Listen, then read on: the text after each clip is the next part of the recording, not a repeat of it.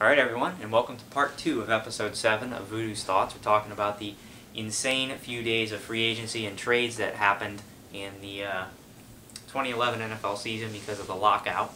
And we are still on July the 29th.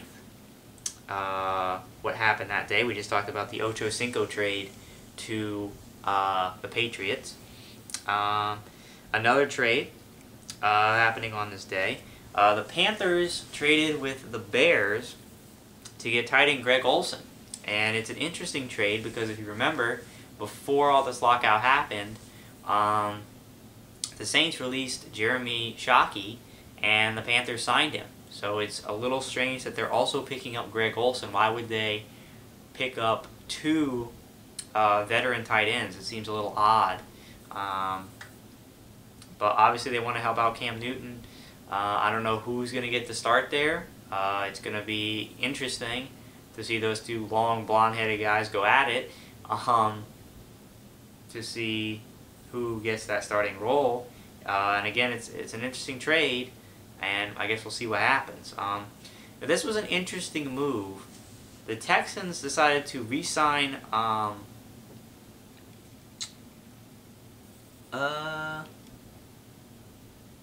well, they didn't re-sign it. I don't believe they re-signed Jonathan Joseph, the Texans. I don't remember where Jonathan Joseph played. He may have been with the Bengals. And I apologize for not knowing this. I think he might have been with the Bengals, but the Texans signed him, which basically, in the eyes of everybody else, decided to opt themselves out of the race for Nnamdi Asomugha, who at this point was still a free agent. He was considered the top free agent. People were highly in debates. There were rumors that like half the teams in the NFL were interested in Nnamdi Asomugha, and a lot of people thought that the Houston Texans were the front runners to land him, and then out of nowhere they signed Jonathan Joseph, cornerback, for 5 years, $48.75 million, $23.5 million guaranteed, big bucks. And obviously taking themselves out of the Nnamdi Asomugha race. So that happened that day, which was interesting. The Falcons re-signed their tackle, Tyson Clabo, who's a big tackle for them. They re-signed him.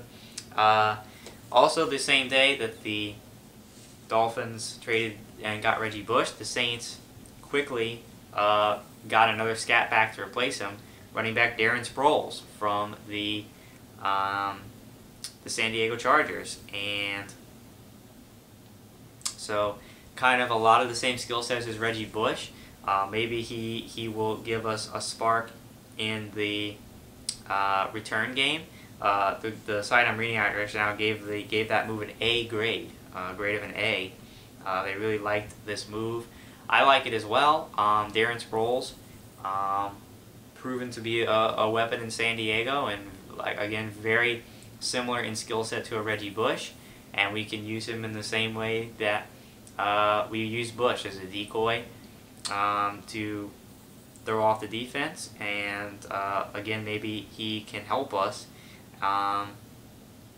in the return game, because we don't really have much of a return game. We never did, even with Reggie Bush. He returned a couple of them, but mainly he was muffing punts and getting demolished and dropping punts and breaking his legs and all kinds of things, because he honestly was kind of a spaz. So hopefully Sproles helps us there. The day's still not over. The Eagles signed quarterback Vince Young, and that pretty much squashed all the rumblings about possibly Brett Favre coming back again to play backup quarterback in Philadelphia. Obviously that was pretty much squashed when the Eagles jumped up and picked up Vince Young to back up Vic, which is interesting. They're both similar style quarterbacks. They're both more athletic than your normal quarterback and can scramble when they need to. So the Eagles are giving Vince Young his proverbial second chance, although he's pretty much on like his 8th chance by now. As many second chances that Jeff Fisher tried to give him in Tennessee and ultimately wound up losing his job over it, which I thought was bullshit. But anyway, and then finally to round out the 29th, the Texans made another move to beef up their back end, and they signed safety Daniel Manning from who played with the Chicago Bears. So the Texans obviously very bent on beefing up their secondary, which needed to happen, frankly, because their pass defense was like one of the worst abominations I've ever witnessed. So now they've got Jonathan Joseph and Daniel Manning to bolster their secondary, which can only help them. It can only help them. So moving on to the next day, July 30th, the Bears picked up wide receiver Roy Williams from Dallas, and Roy Williams, who thought that he was Michael Irvin and basically deserved to be the starting wide receiver in Dallas, when clearly the talent wasn't there for Roy Williams. Miles Austin far exceeded him in talent, and it was pretty funny when the Saints played the Cowboys last year, and it looked like they were going to beat us again.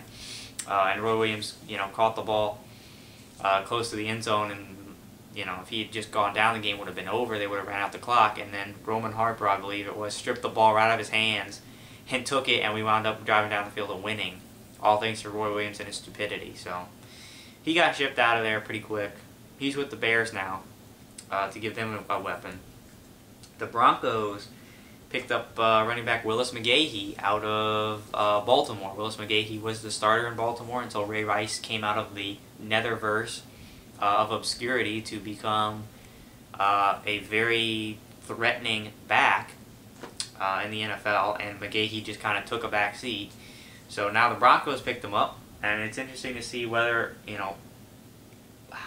what his role will be, because if you remember, the Broncos also picked up Lawrence Maroney last year. They've got no Sean Moreno, so it's going to be interesting to see how he's utilized. If he's going to get the ball very much at all or what. But they did make that move. The Dolphins signed quarterback Matt Moore, who was the quarterback of the Panthers. And I don't know, man, Matt Moore's pretty bad, to be honest with you. He's not very good. I was a little surprised that the Dolphins wound up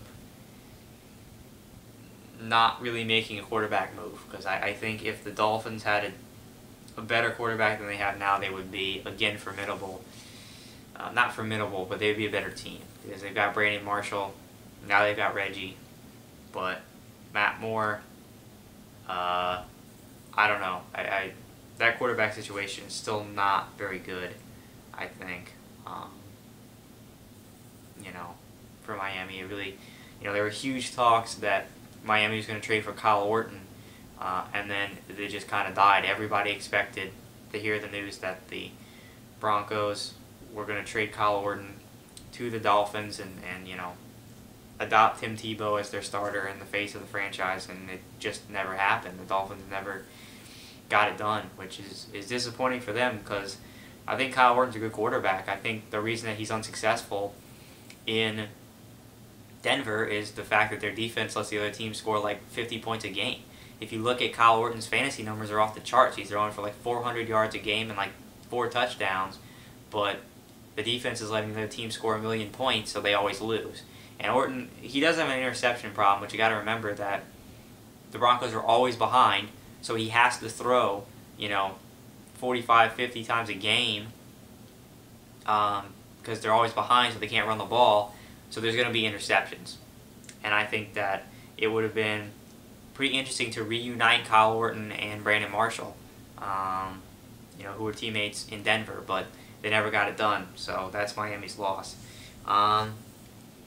Continuing here,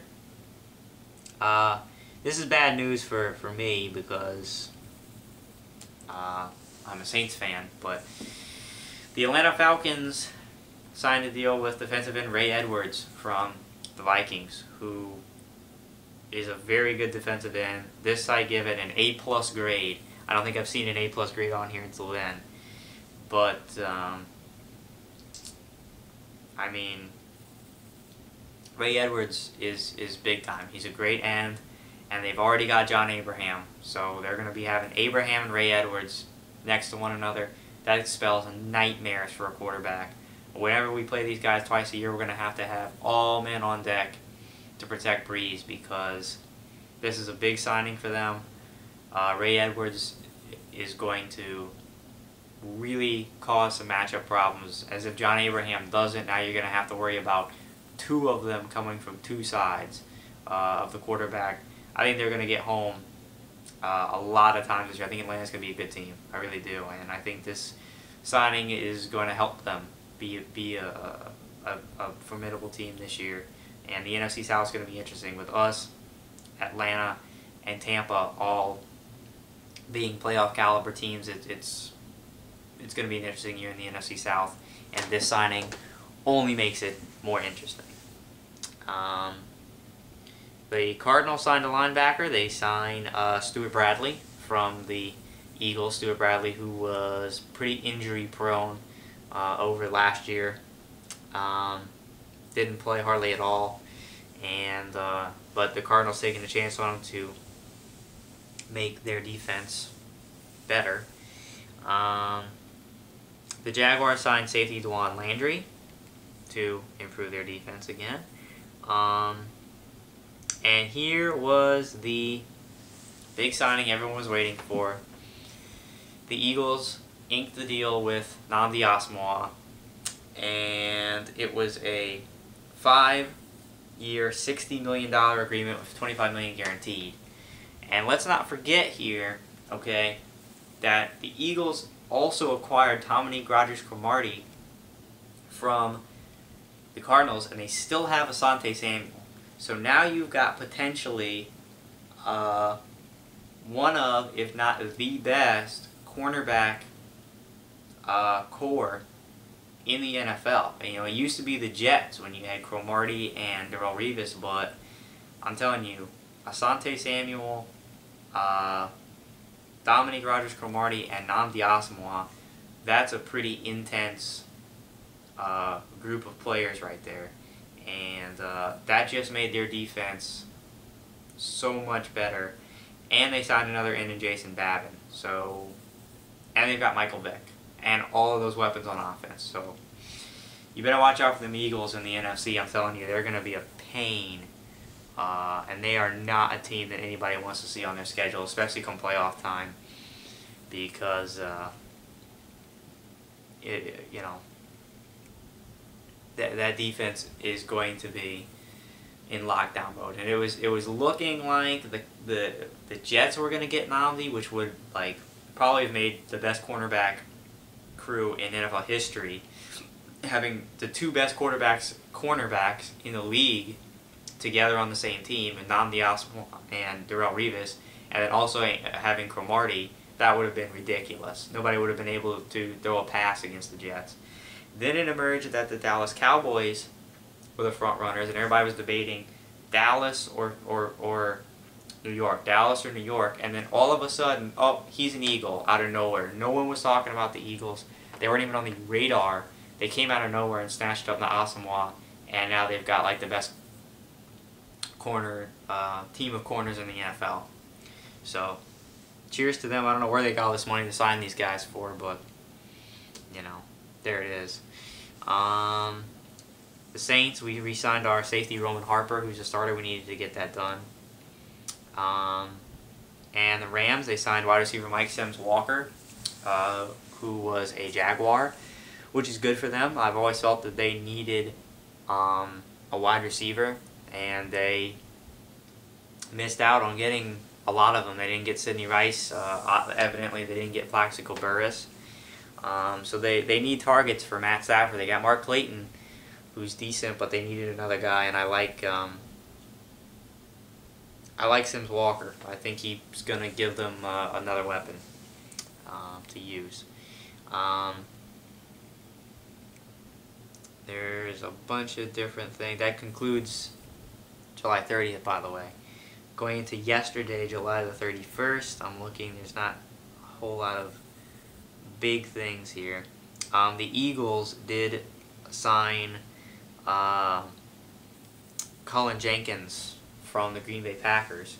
So again, the Eagles continue to sign these big free agents and make their defense one of the best in the NFL now. There's no question about it. They signed Jason Babin, Cullen Jenkins, Dominique Rodgers-Cromartie, and Nnamdi Asomugha. So in the course of, 3-4 days, the Eagles made their defense from okay to like possibly the best in the NFL, and it just goes to show how crazy,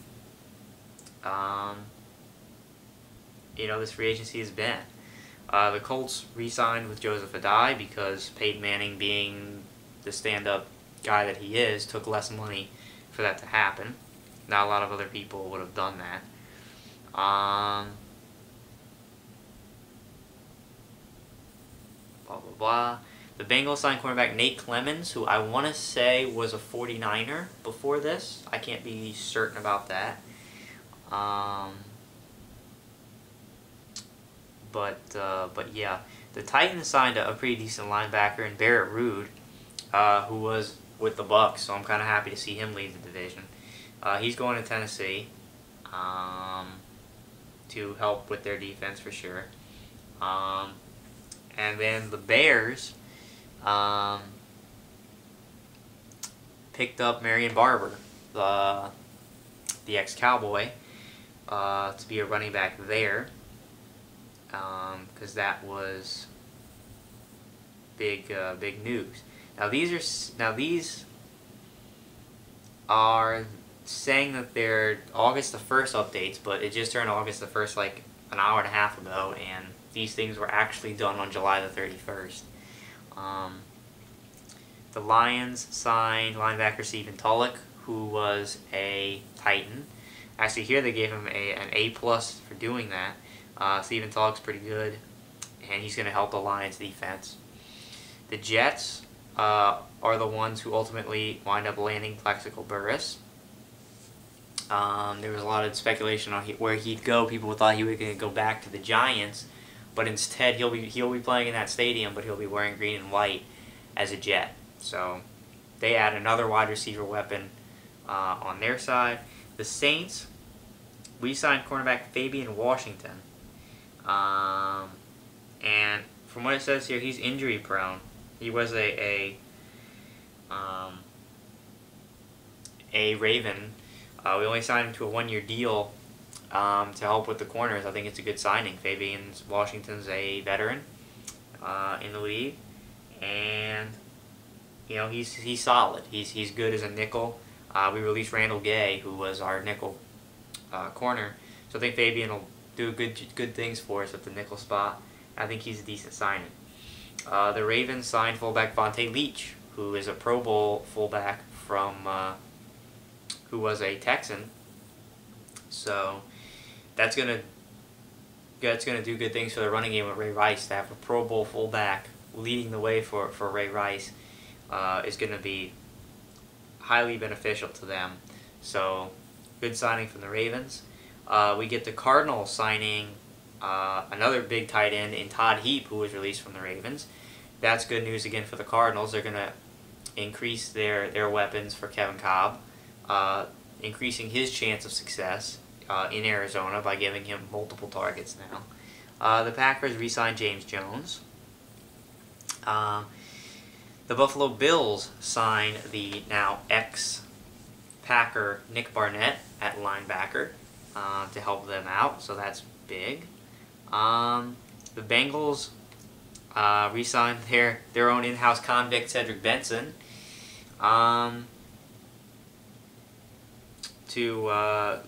they re-signed him, which is good for them because they need something to stay constant on offense now that they're losing all their offensive talent.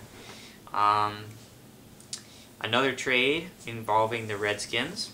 They trade with the Arizona Cardinals to acquire Tim Hightower, and the Redskins give the Cardinals defensive end / defensive tackle Vonnie Holiday and a conditional late-round pick. So Washington obviously looking to improve a run game that was pretty much non-existent last year by adding Tim Hightower, but they're going to have to teach him how to stop fumbling the ball because that's a problem with him. Patriots re-signed offensive tackle Matt Light, who's obviously very good. The Redskins re-signed Jamal Brown, offensive tackle, who was our left tackle, the Saints left tackle, I mean. And yeah, that's pretty much it. So really crazy free agency. There's a lot of teams who really improved their status. There's a lot of teams who really didn't and shipped everybody off, like the Redskins, for example, or the Bengals. But I think the team that is, and I have to say undoubtedly, without a question, the winner of this whole free agency and the team that did the most for their team was the Philadelphia Eagles. I mean, think about it. They have one of the most potent offenses now in the NFL with Michael Vick, and you've got, you know, Deshaun Jackson and that whole group of receivers. LaShawn McCoy out of the backfield, and their tight end, who for some reason I'm completely blanking on his name. I know that's horrible. That's gonna bother me. I have to look that up real quick. I'm sorry. I can't believe I don't remember his name. Brent Selleck. I'm sorry. I don't know why I blanked there. Brent Selleck, who's a great tight end. And now, with this free agency, what the fuck? Shut the hell up. Now with all these signings out of nowhere on the defensive side of the ball, you've got two guys on the defensive line with Babin and Cullen Jenkins, and then, are you kidding me? You scoop up Rogers Cromartie and Asamoah as well. I mean, that's big time for the Eagles. So I have to say, Philly is, in my mind, the undoubted winners of free agency. No question about it. I think the Vikings did a good job in picking up McNabb. I thought that was big. The thing they didn't do well was they didn't keep Sidney Rice, but I guess you can't have everything. The Titans, I think, did pretty well, picking up Hasselbeck and picking up a couple of guys on defense. I thought the Lions did pretty well. The Texans, they did well. I think the Texans did well signing Jonathan Joseph and Daniel Manning to help with that horrendous pass defense. I think that's going to help them. So I think they did well. So, yeah, I think there was a lot of teams that did pretty well. I think there were a few losers, though. I think Arizona did well, by the way. I wanted to mention that. There were some teams that just didn't do so well, like the Bengals, for example. They lost a lot of great talent. I don't know what they're going to do. The Redskins, I think, were losers here. They didn't get anybody. You know, their quarterback situation is in a lot of trouble. Miami, I think they could have done a better job with that quarterback spot. I think that they should have tried harder. They should have done whatever needed to be done to get Orton, because that would have been great for them. They did get Reggie, but you know, I think they need a quarterback for sure. And there are a lot of teams that just kind of stayed neutral, didn't really do much of anything. You know, teams like the San Diego Chargers. I mean, they made, you know, one move, signing what's his name, Spikes, which was a good signing. It improved their team, you know, but you know, and I'll go so far to say is even the Saints. I mean, you know, I think we did, our damage was in the draft. I think we really increased our team's value in the draft by getting Mark Ingram, Cameron Jordan, Martez Wilson, those guys. And in free agency, we did what we needed to do with Bush. It was time. And we picked up Darren Sproles, so we did pretty well there. We got a cornerback in Fabian Washington. So there was big winners. There were some pretty big losers. And there were some guys that just kind of staticked out.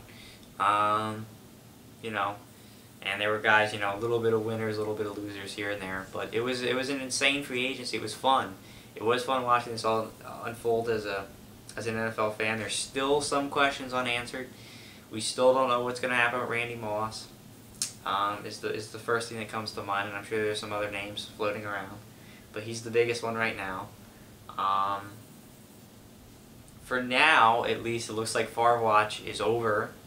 For now, there was a lot of talk and speculation about the Eagles having interest, but obviously that wasn't the case. They signed Vince Young, and I just don't know another team that would want Brett Favre unless a team just gets really desperate, like, you know, I don't know, like Miami, like you know, the Bengals, like Washington. I don't know. Maybe one of these teams, Seattle, maybe, even though they've seemed to have made up their mind on Tavares Jackson. But maybe one of these teams freaks out, you know, before it's all said and done, and makes a phone call down there and wants him to come play. I don't know. But that's pretty much the meat of it. Like I said, there's a couple more things that still have to be sorted out, but for the most part, that is the wrap of the craziest free agency and trade week in NFL history. A lot of fun, and I'm very excited to see all these new faces in these new places this season and see how they perform and work with their new teams. So, thank you for watching this episode of Voodoo's Thoughts. I am Voodoo51292, and I'll see you guys next time for my next episode. Thank you.